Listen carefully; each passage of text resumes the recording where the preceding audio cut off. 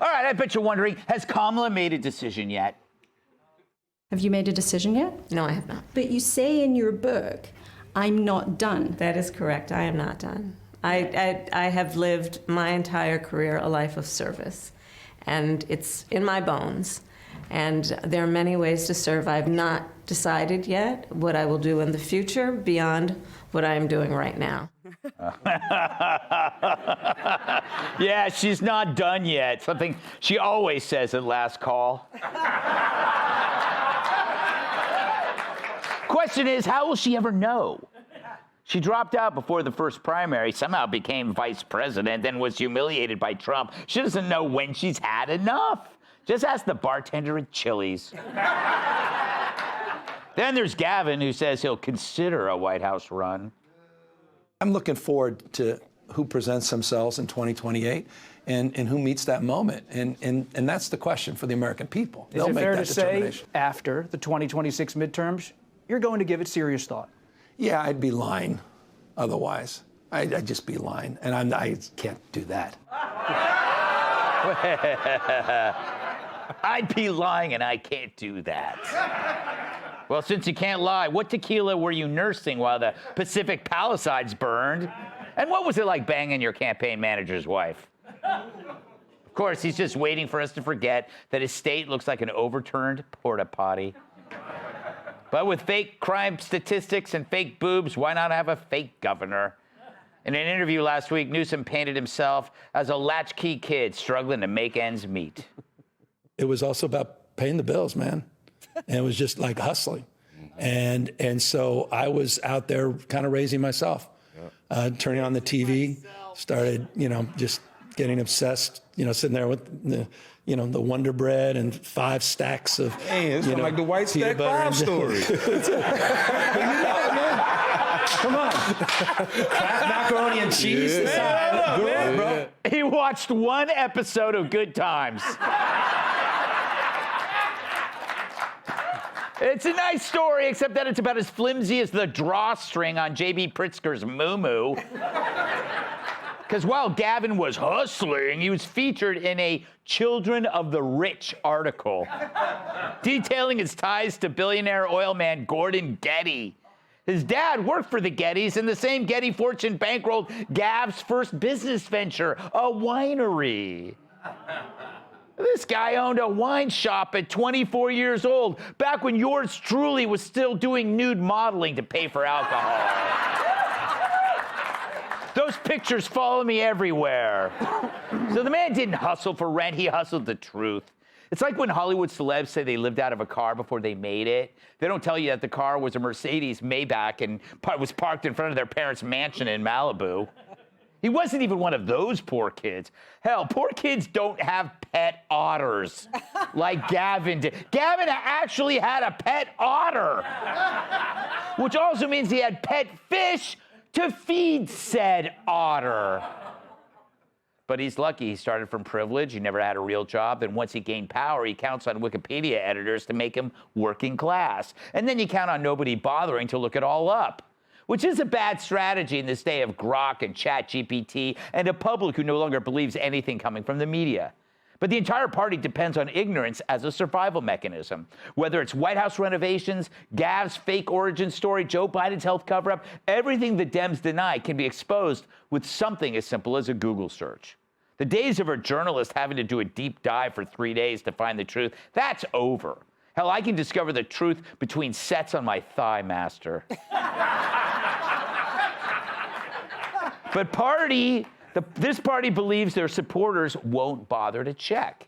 And in politics, that's easy because who wants to look up anything? Unless it's a celebrity's nudes or the next time I'm in town, or if you're a super fan, both.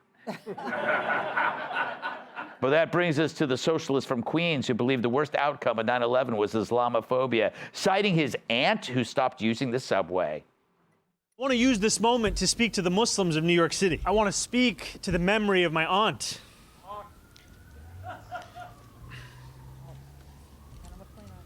Who stopped taking the subway after September 11th because she did not feel safe in her hijab.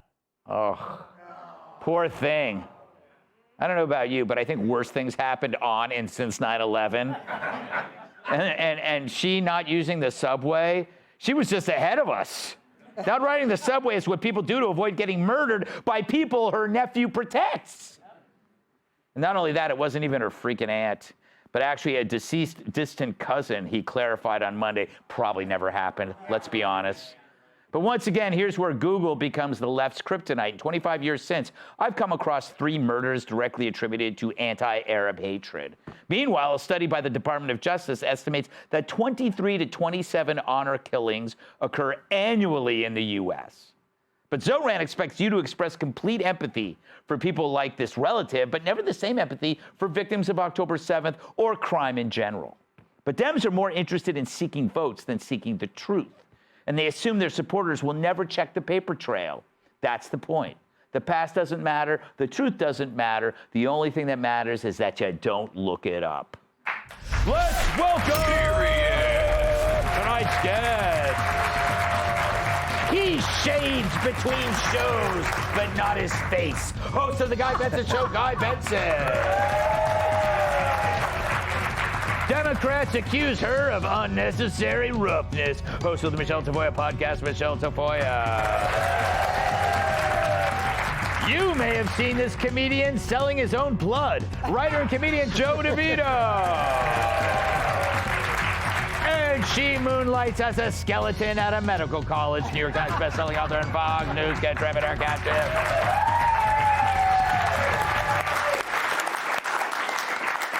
Guy, there's so many things in that brilliant monologue that I don't even know what to ask you, except that who is lying the most? So Kamala, Dana Perino makes a good point. She might be saying this to keep the book tour going and to maintain an interest, so she's lying there. But then you have Gavin, who just takes on a whole persona of somebody that he was just raising himself while opening a winery.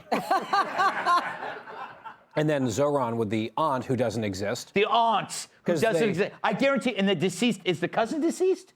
Deceased distant cousin. Yes! It's the perfect, that you can never prove that wrong now. Yes. But it's going from like, your aunt to that. Yeah, it's like your Canadian girlfriend. Oh, I don't claim to have one of those anymore. Yes! So I'm going to go with Gavin on this one, and I don't understand why people do this. Like, don't be this inauthentic. The story that was written about him in the San Francisco Chronicle in 1991 calls him a society kid. Let me read from it briefly. Gavin Newsom, 24, thinks he and his business partner are doing their families, who are wine collectors, a favor. His first ever quote in print, "We can save them some money and also give them access to better quality wines." That's a tough upbringing there, not Gavin. Not me at 24.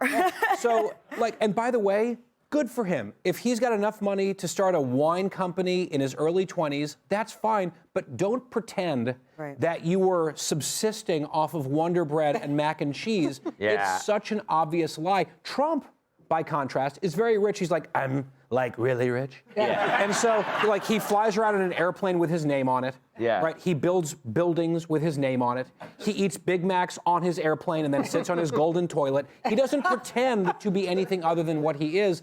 Gavin should just own the fact that he's a rich kid. Yeah, but here's the deal, Michelle. He was on an NBA podcast. So there was this is one of that it's the racism of, it's a different kind of racism, but he changed his persona.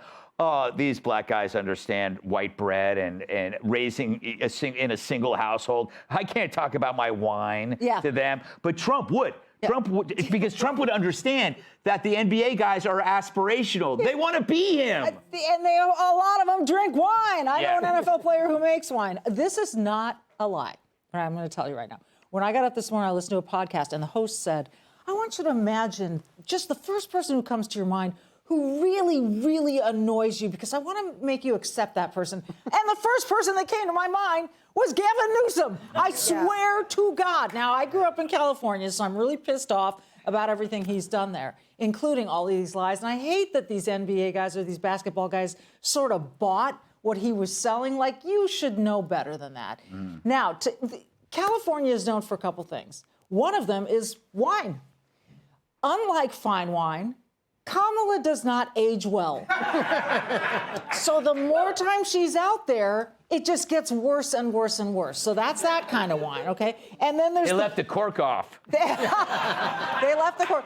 And then I'm going to just take you and I were on the same wavelength. So Newsom and his Plump Jack wine. Yeah. Let me read you his quote.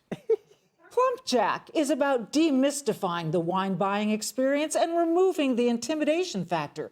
Two elements that were in short supply in the wine world in 1992 when the store opened.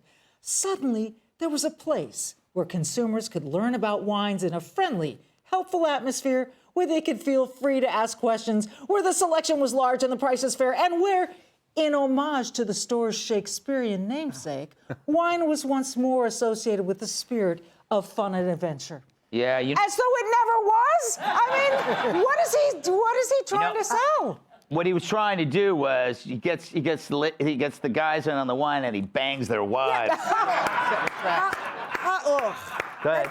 I gotta say, if I was a campaign manager and somebody banged my wife, I'd be very upset. But you know what I would do? What? I would pretend for a while that I did not know, and I would just, kind of undermine the campaign from the inside. Ooh. Yes. I would keep scheduling interviews that I would tell him would be friendly, and then they would not be friendly. And then I'd do it a few times, and I'd be like, you know what? This has really been a tough break. Why don't we all get together with your family, bring some of your confidence up? While we're all there, I seduce his dad.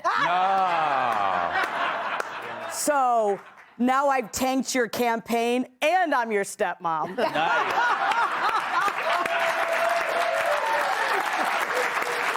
And I like it. I like it when you put some thought into these segments. Thank you. and also, you'd be super rich then. Yeah. Exactly. You'd be his mother-in-law. Joe, do you have any plans like that with Nancy Pelosi? Look, I don't understand why you guys can't relate. I remember when I was a kid, and I had my first paper route in winery.